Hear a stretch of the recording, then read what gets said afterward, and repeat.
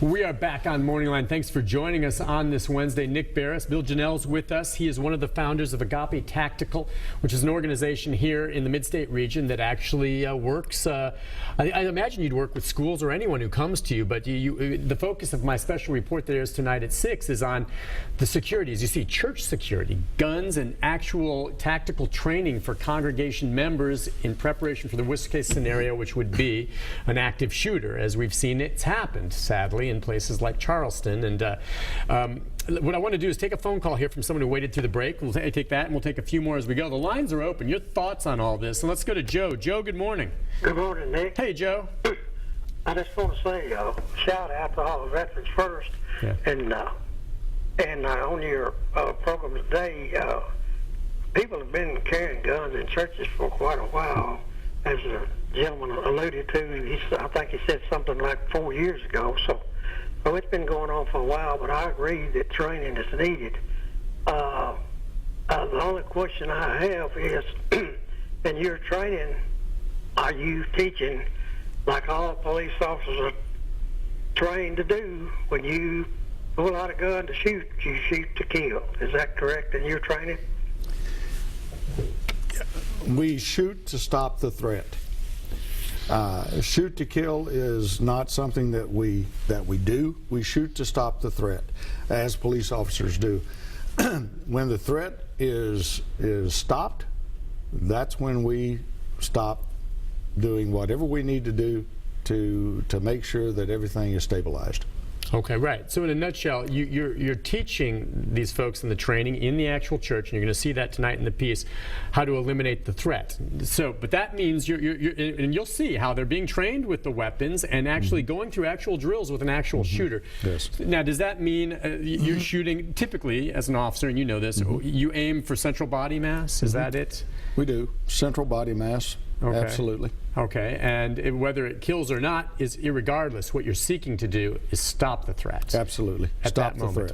I wanted to ask you this. I mean, with this type of training happening in churches, what kind of blowback do you get sometimes from individuals who say, gosh, you're scaring people, this isn't really needed? Could talk about some of those who maybe think it's not for them and what you've heard from them.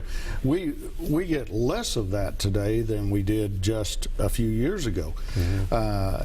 But unfortunately, in churches there is a false sense of security a lot of times, that we're in a house of worship. God is right here with us, which He is, but God's going to take care of us. That false sense of security is part of that soft threat, or that soft makes them target. A soft target. Yeah, makes them a soft target. An example would be that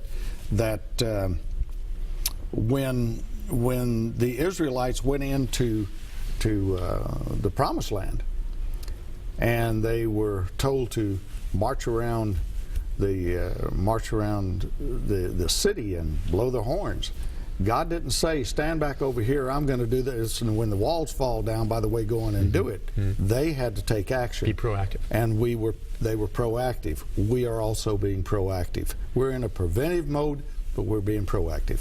And so do you believe it's and as you say, it's changed now over the past couple of years absolutely. with what we've seen. It's a mindset change for some people then, because I would think when they acknowledge it, and I understand, they believe that the Lord is there and it's going to protect them to some degree, especially in a church. All of a sudden acknowledging that maybe that's not there, is that what they have to do? Or is it they have to bring some realistic expectations that, hey, that's just not going to stop a crazy man that wants to come in? That's exactly right. The mindset is changing drastically and very quickly. The mindset that we had, again, 40, 50 years ago is not the same mindset as today. For example, I brought a couple of stats with me this morning.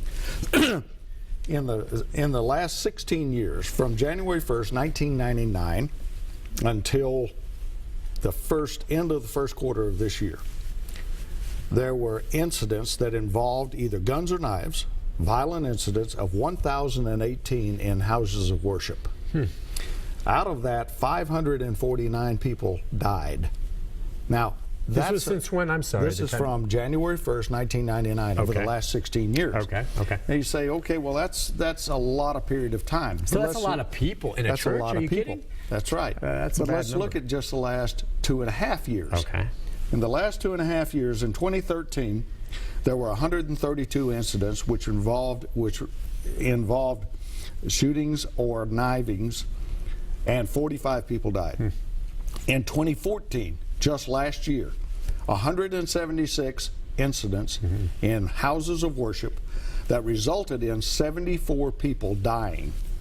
Just this year, up to and through the first quarter, there were 68 incidents with 27 people that have died.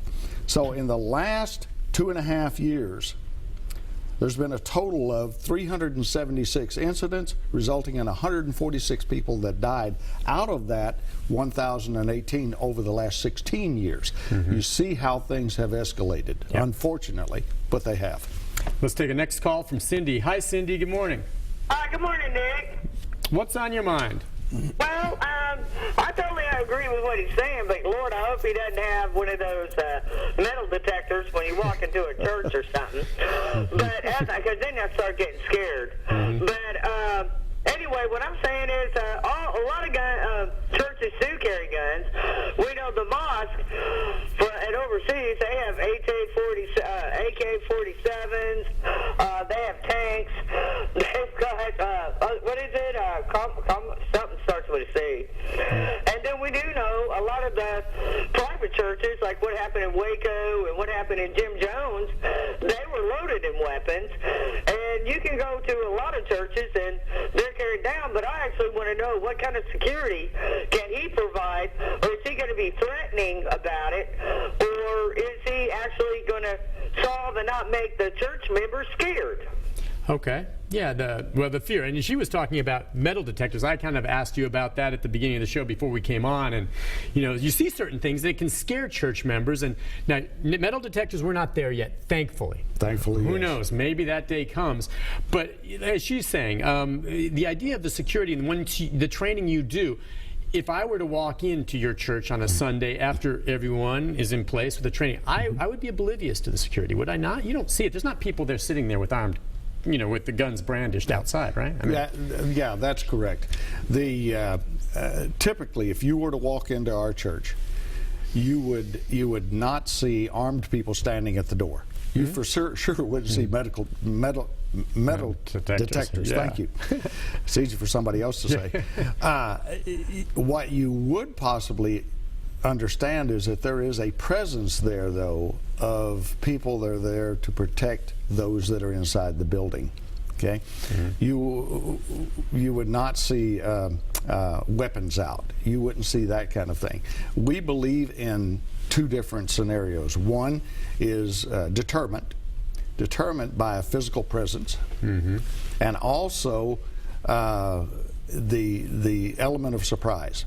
The element of surprise being you don't know who is on that team and who isn't, right, where they are or where they're not. Kind of like an air marshal on an airplane. Exactly. Yeah. Exactly. So if you were to come to our church, you would, and if you knew it, you would discover both. You would discover people that you can tell pretty well that these people are part of the safety team. And you will also know that if you see one of those, you probably see 5 others. There's probably 5 others that are not detectable at all. Let's go to Mark. Mark, good morning. Good morning, Nick. Hi, Mark. What's on your mind? I got a question. What's the chance of an innocent person getting shot if something was to happen? Okay, there you go. And see, I agree with the last caller, too. I think just like there was a big hullabaloo here when we passed a law allowing guns into parks. So I had always maintained I don't think this is going to change a lot because people have been concealed carry into parks for years, and we just didn't know it. And I think people concealed carry in churches probably has been going on, okay? And what I think he's asking is, okay, I think that's what you provide. They're in there with their guns, they legally have it, but how many of them are really trained for a stressful situation? And so if they're not trained, I think he makes a great point. That's my biggest worry. Some cowboy who sees something going down decides to get involved and pull the gun and start shooting, and he's trying to get the bad guy, but he gets a couple innocents as well. Yeah. Great point. You're absolutely right. There's a lot of folks that, a number of folks that have carry permits in the state of Tennessee. They carry into the church. They will carry into a number of other places that they have a legal right to carry. Just because, though, a person has a carry permit may make them legal, but doesn't necessarily make them competent in using that weapon. So with a safety team, that safety team is trained on how to use the weapon. So hopefully that the chance of any innocent bystanders being shot hopefully is brought to a minimum. You're absolutely right. If you have a situation that you just have people that have a carry permit and all they do is just come in, they're carrying, and like you said, something happens and everybody pulls out their guns and starts shooting, that's a problem. Yeah. That truly is a problem. If you have a well-trained safety team that, as you alluded to, you'll see tonight, but if you have a well-trained safety team, the chances of that happening are far, far less. As one of the greatest fears of a police officer is having to get into a gunfight and some innocent bystander gets shot. Yeah. That's something we just don't want to happen. Okay, on that note, we'll take a break, and when we come back, I mean, we'll get into a little bit more detail on exactly how you do that, and we can take more of your phone calls, 737-7587. But that's what's amazing about what you will see tonight. The things that, okay, you figure, well, I have a gun, I think I know what I do. No, you don't. There are all kinds of things I learned by watching and observing this training where I thought, gosh, now I hadn't thought of it, but that makes sense. That's why you get the training. So we'll get into that more, and we'll take more of your phone calls as we talk about security, guns in churches, what it takes to make your worship safe right after this. Stay with us.